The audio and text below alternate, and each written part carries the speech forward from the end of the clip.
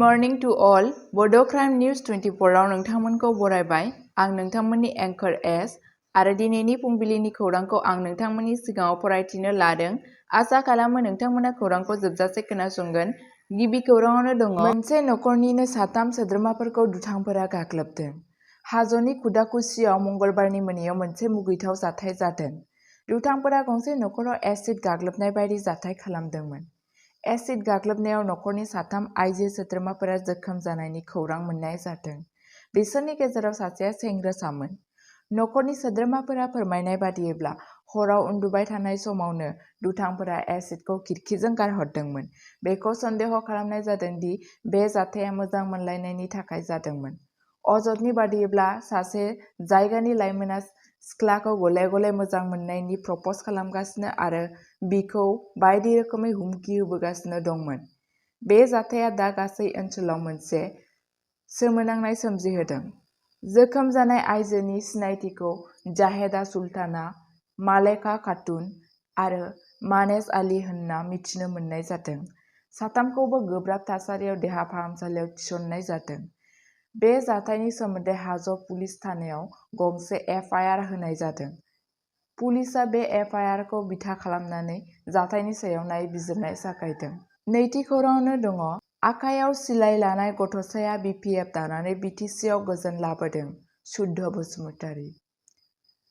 31 नं सिडली बियाबनि उफ्रा बिसायख'थिनि साना खाथिनिफ्राय खाथिसिन सौफैनाय लोगो लोगो राजखान्थि दोलोनि दैदेनगिरि आरो मन्थ्रिफोरनि गेजेराव बिसायख'थि गेलेनाया गोख्रोंनिफ्राय गोख्रोंसिन जाबोगासिनो थानाय नुनो मोन्दों। मैयानि सानाव बिपिएफनि बिजाथि शुद्ध बसुमतारीया मन्थ्रि अशक सिंगोलनि अजदखौ रैखा खालामो दि हाग्रामा महिलारि दैदेननाय बिपिएफ दोलोआ सुबुंखान्थिनि बुथारग्रा जेब्ला बिथाङा एनडिए गोरोबथानि बिजाथि निर्मल कुमार ब्रह्मनि जानानै फोसावदिंनो फैदोंमोन। बसुमतारीया बुङो बेफोर नंखाय। बिसायख'थि फोसावदिंनायाव फैनानै गोसा गोसा रायज्लायनाया मोजां नङा। थारैनो बड'लेण्ड ओनसोलनि बै समनि बियालटि दैदेनगिरिफोरा बिमा माहारिनि जानानै हाथियार नागारनानै बिटिसि गोरोबथानि गेजेरजों गोजोन थासारि लाबोबाय आरो बे सिलाइ लानाय लाइमोनफोरा उनाव बिटिसिखौ खुंनानै जौगानायनि मोनसे गोदान खुंथाय लाबोनो हादोंमोन। हाग्रामा महिलारिनि खुंथायनि समाव एनडिएफबि जों भारत सोरखारनि दावहा दोनथ'नाय गोरोबथायाव सागान होनाय जादोंमोन। बेनि उनावबो जुदि बै समनि बिएलटि दैदेनगिरिफोरा उनाव बिटिसिखौ खुंनाय दैदेनगिरिफोरनि बेरेखायै बेफोरबादि अजद होयोब्ला जोबोद दुखुनांथाव। जों बे उफ्रा बिसायख'थियाव खुंथायाव थानाय दोलोनि हेंथायै बिसायख'थिनि दावहा गेलेगासिनो दं आरो सुबुंफोरा जोंनो जेरै फिननाय होदों बेनिफ्राय जोंनि देरहानाया रोखा। खुंथायाव थानाय दोलोआ जोंनि जौगानायखौ गिनांगौ जानांगौ।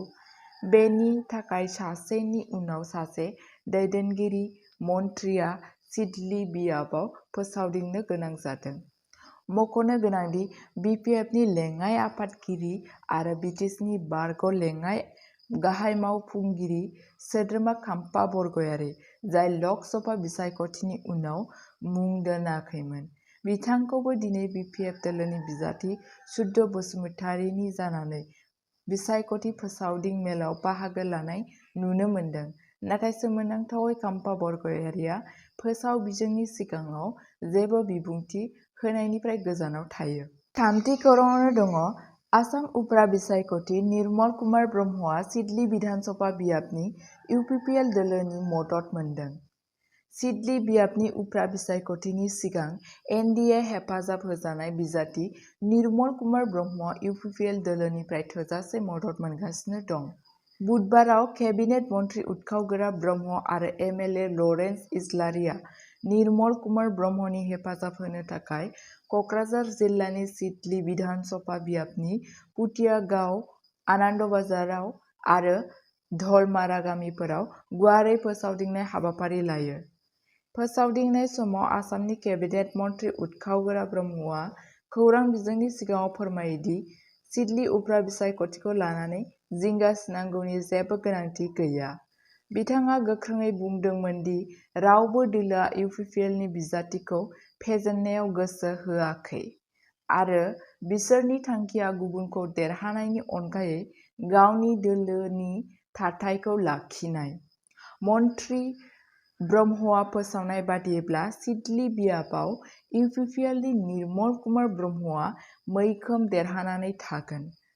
मन्त्रि ब्रह्मआ बिपिएफ दोलोनि हाग्रामा महिलारिनि थाद'नो हानाय गोहोखौ बाख्नायनायजों लोगोसे बुङो दि सिगांनि बिसायख'थिफोराव गोबां खहा जानायनि उनावबो फिन बाहागो लानो थाखाय बिथांनि थिरांथाया सिनायथि मोनजाथाव।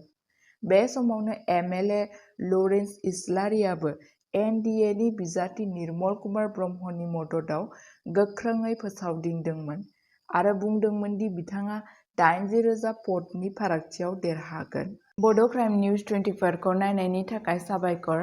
सानफ्रोमबो बड'लेण्ड आरो बिनि बायजोनि खौरां आरो आपडेटनि थाखाय बड' क्राइम निउज 24 चेनेलखौ अननानै नोंथांमोना साबस्क्राइब खालामनानै ला आरो लोगोफोरनोबो शेयार खालामनानै हो। गोजोन्थों।